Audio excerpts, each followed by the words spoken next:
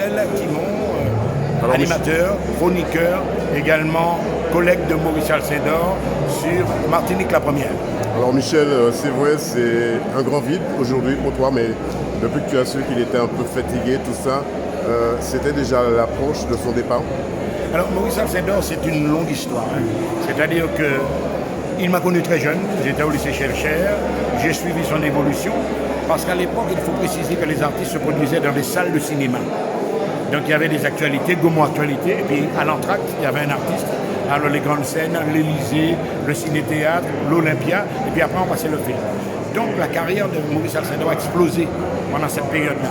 Et c'est là qu'on a découvert vraiment un chansonnier à la manière d'un Maurice Chevalier martiniquais, quelqu'un qui défrayait la chronique, quelqu'un qui était la voix de la rue puisqu'il racontait tous les faits divers, tous les événements de société. En fait, j'ai vu évoluer Maurice Alcindor avec tous les artistes autour de lui. Et lorsqu'on a commencé à le sentir un peu fatigué, on était sur une télévision privée, sous TV pour ne pas la nommer, on a senti qu'il commençait déjà à être fatigué. Mais Alcindor a toujours été un militant de la culture martiniquaise, quelqu'un qui a apporté une note nouvelle au spectacle, un chansonnier. Michel, quand tu dis qu'il était sur Zouk TV, son émission c'était Fil Rouge, c'est bien ça? Une émission Fil Rouge, justement, où avec ses amis, Charles Médouze, accroché à sa guitare comme une ventouse, avec Geneviève, André Geneviève.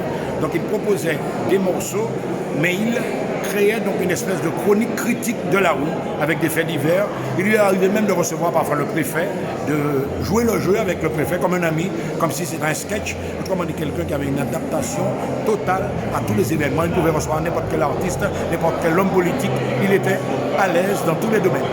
Quand on entend parler Panis Saison, ça te fait quoi quand tu entends parler Panis Saison? Alors, Parler Panis Saison, effectivement, c'est une émission du dimanche. Avec le dimanche, donc le week-end, en principe, tout le monde est à la maison. On est soit sensible à la musique, une musique de danse, une musique traditionnelle.